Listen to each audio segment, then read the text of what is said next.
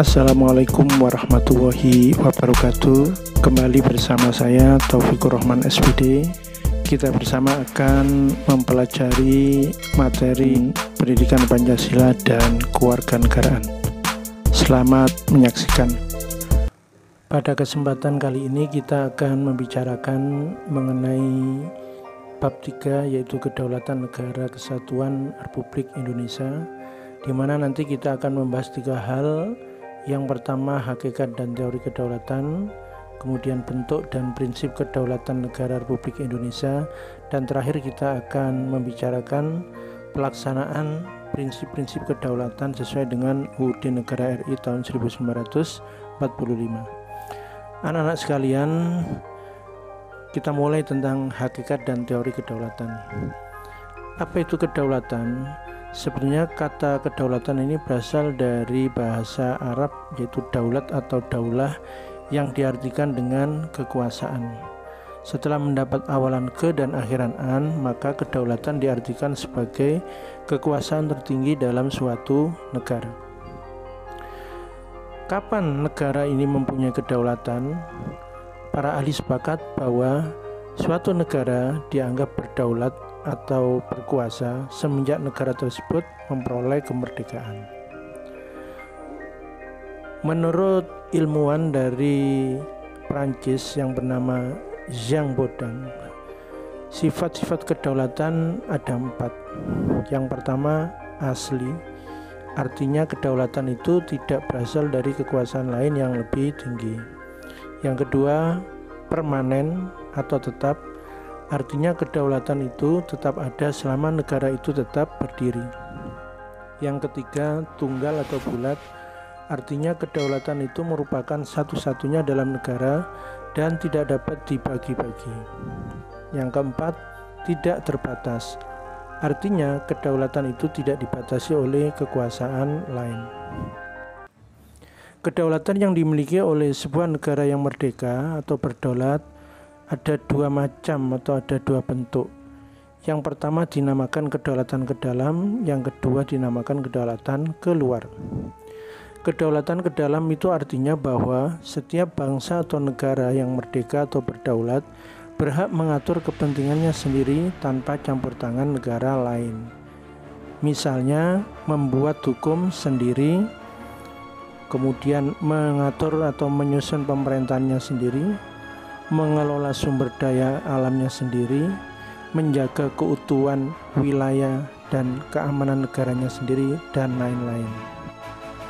Sedangkan kedaulatan keluar diartikan bahwa setiap bangsa atau negara yang berdaulat berhak mengadakan hubungan atau kerjasama dengan negara lain.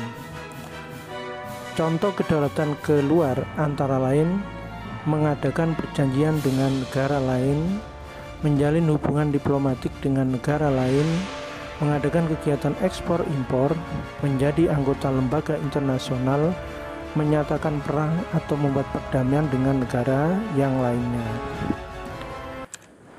Anak-anak sekalian, para ilmuwan di dunia sepakat bahwa setiap negara yang berdaulat itu baru disebut berdaulat apabila negara itu telah memperoleh kemerdekaan, artinya lepas dari penjajahan.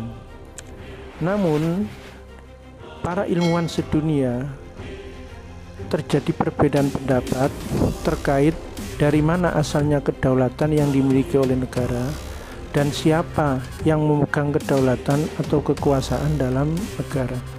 Karena itulah para ilmuwan ini akhirnya mempunyai pendapat yang berbeda sehingga melahirkan berbagai macam teori kedaulatan. Ada 5 teori kedaulatan yang ada sampai sekarang. Yang pertama, teori kedaulatan Tuhan, kedua teori kedaulatan raja, ketiga teori kedaulatan negara, yang keempat teori kedaulatan hukum, dan yang kelima teori kedaulatan rakyat. Kita mulai teori kedaulatan Tuhan.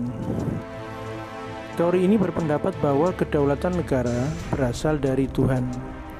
Pemimpin negara memegang kedaulatan sebagai wakil Tuhan. Pelopor teori ini antara lain Agustinus, Thomas Aquino, Julius Stahl, dan Hegel. Teori kedaulatan Tuhan ini mengajarkan bahwa negara ini mendapat kekuasaan dari Tuhan karena Tuhan adalah asal segala sesuatu. Kekuasaan dari Tuhan menurut teori ini diberikan kepada tokoh-tokoh negara yang secara kodrati ditetapkan oleh Tuhan menjadi pemimpin negara dan berperan selaku wakil Tuhan di dunia. Maka konsekuensinya menurut teori ini, raja karena dianggap wakil Tuhan, maka raja selalu benar. Rakyat harus patuh kepada raja. Raja mempunyai kekuasaan yang bersifat mutlak dan suci karena dia berkuasa atas nama Tuhan. Teori ini dianut oleh raja-raja yang mengaku sebagai keturunan dewa seperti Raja Mesir kuno, Kaisar Jepang, Kaisar Tiongkok, dan beberapa raja-raja di Jawa seperti Ken Arok Raja Singosari. Teori yang kedua adalah teori kedaulatan raja. Menurut teori ini bahwa kedaulatan negara terletak di tangan raja karena raja dianggap penjelmaan kehendak Tuhan. Pelopor teori ini adalah Machiavelli, Sang Bodang, dan Thomas Hobbes. Teori kedaulatan raja ini lahir pada abad pertengahan sebagai perkembangan lebih lanjut dari teori kedaulatan Tuhan. Menurut teori kedaulatan raja, kedaulatan di tangan raja sebagai penjelmaan dari kehendak Tuhan. Raja bertanggung jawab terhadap dirinya sendiri. Kekuasaan raja berada di atas konstitusi dan tidak perlu menaati hukum, moral, dan agama. Salah satu contoh negara yang menerapkan teori kedaulatan raja adalah kerajaan Prancis pada masa Raja Louis XIV yang dengan sombongnya berkata, "Negara adalah saya." Teori yang ketiga adalah teori kedaulatan negara. Menurut teori ini bahwa kedaulatan negara bersumber dari negara dan dipegang oleh kepala negara sebagai penjelmaan dari negara. Pelopor teori ini adalah Paul Laban dan George Jelinek. Menurut teori kedaulatan negara, kedaulatan itu timbul bersamaan dengan berdirinya suatu negara.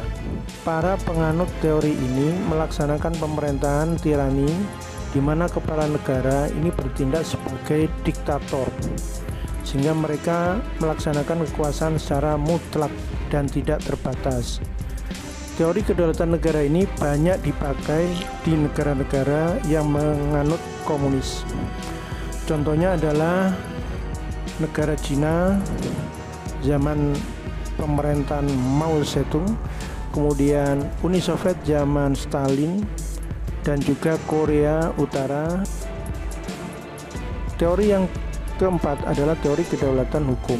Menurut teori ini bahwa kedaulatan negara bersumber pada hukum. Kedaulatan negara dipegang oleh lembaga atau orang yang berwenang mengeluarkan hukum. Pelopor dari teori ini antara lain Immanuel Kant, Krabbe, dan Leon Duquid. Kita masuk teori yang terakhir, teori kedaulatan rakyat. Menurut teori kedaulatan rakyat, bahwa kedaulatan negara berasal dari rakyat dan dipegang oleh rakyat. Pelopor teori ini antara lain Jean-Jacques Rousseau, John Locke, dan Montesquieu. Teori kedaulatan rakyat ini beranggapan bahwa negara ini merupakan kesatuan yang dibentuk oleh suatu perjanjian masyarakat. Sebagai pemegang kekuasaan tertinggi, rakyat memberikan sebagian kekuasaannya kepada penguasa yang dipilih oleh rakyat, dan penguasa tersebut harus melindungi hak-hak rakyat. Beberapa pandangan pelopor dari teori kedaulatan rakyat ini diantaranya Jean-Jacques Rousseau. Dia menyatakan bahwa kedaulatan itu merupakan perwujudan kehendak umum dari suatu bangsa merdeka yang mengadakan perjanjian masyarakat. John Locke juga berpandangan bahwa kekuasaan negara itu berasal dari rakyat, bukan dari raja. Kemudian Montesquieu juga berpendapat bahwa agar kekuasaan dalam suatu negara tidak terpusat pada seseorang, maka kekuasaan suatu negara dibagi ke dalam 3 kekuasaan yang terpisah, sehingga pemegang kekuasaan yang satu tidak mempengaruhi kekuasaan lainnya. Karena itulah Montesquieu itu akhirnya membagi kekuasaan negara menjadi 3 macam yang dinamakan trias politika, meliputi kekuasaan legislatif, yaitu kekuasaan membuat peraturan perundang-undangan, kekuasaan eksekutif yaitu kekuasaan melaksanakan peraturan perundang-undangan, dan kekuasaan yudikatif yaitu kekuasaan untuk menegakkan peraturan perundang-undangan.